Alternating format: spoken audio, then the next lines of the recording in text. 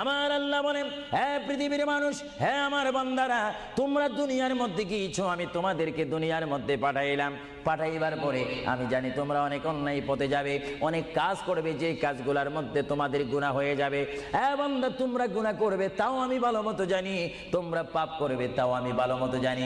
বান্দারে, পাপ করার পরে, গুনাহ করার পরে একাই কি মসজিদের মধ্যে তোমরা কেঁদেছো, রব্বানা যালামনা, বলেন রব্বানা যালামনা আনফুসানা ওয়া ইল্লাম তাগফির লানা ওয়া তুরহামনা লানাকুনান্না মিনাল খাসিরিন বলে বলে মসজিদে কেঁদেছো, আসরের নামাজ পড়ে কেঁদেছো, যোহরের নামাজ পড়ে কেঁদেছো, মাগরিবের পড়ে কেঁদেছো, এশার নামাজ পড়ে কেঁদেছো।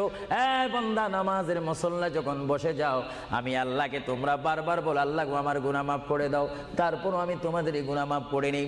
তারপরও তোমরা নিশি রাত্রে, মানুষ যখন ঘুমে যায়, তোমার বিবি যখন ঘুম যায়, তোমার ছেলে যখন ঘুম যায়, তুমি নিশি রাত্রে ঠান্ডা পানি দিয়ে ওযু বানিয়ে নামাজের মুসল্লায় বসে তুমি আবার যখন ডাক দাও, রব্বুল আলামিন, পৃথিবীর কোনো মানুষ আমার গুনাহ সম্পর্কে জানে না, তুমি আমার গুনাহ সম্পর্কে জানো।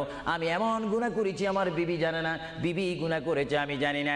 আল্লাহ, তুমি সব কিচ্ছু জানো। হে আমার প্রভু, তুমি আমাকে মাফ করে দাও। আমার আল্লাহ বলে, তারপরও যদি তোমাদেরকে আমি মাফ না করি, তারপরও বান্দা, তোমরা আমার রহমতের দরজা থেকে ফিরে যাইও না।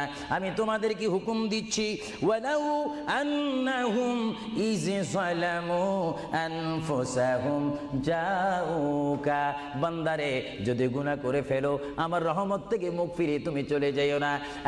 বান্দা, আকাশ পরিমাণ যদি গুনাহ করো, পাতাল পরিমাণ যদি গুনাহ করো, সাগরের পানি পরিমাণ যদি গুনাহ করো, পাহাড় তুলনায় যদি তুমি গুনাহ করো, আমার দরবার থেকে তুমি নিরাশ হইও না। বান্দা, আমি তোমাকে একটি রাস্তা বাতাই দিচ্ছি, একটি পথ তোমাকে আমি দেখাই দিচ্ছি। সেই পথটি কোন পথ তোমরা জানো? ওয়ালাউ আন্নাহুম ইয যালামু আনফুসাহুম জাউকা, বান্দারে, যখন তোমরা বরবাদ হয়ে যাবে, তখন তোমাদেরকে একটা পথ আমি তোমাদেরকে দেখাই দিলাম। সেই পথটির নাম হচ্ছে আমার রাসূলের মদিনা। জোরে বলেন সুবহানাল্লাহ।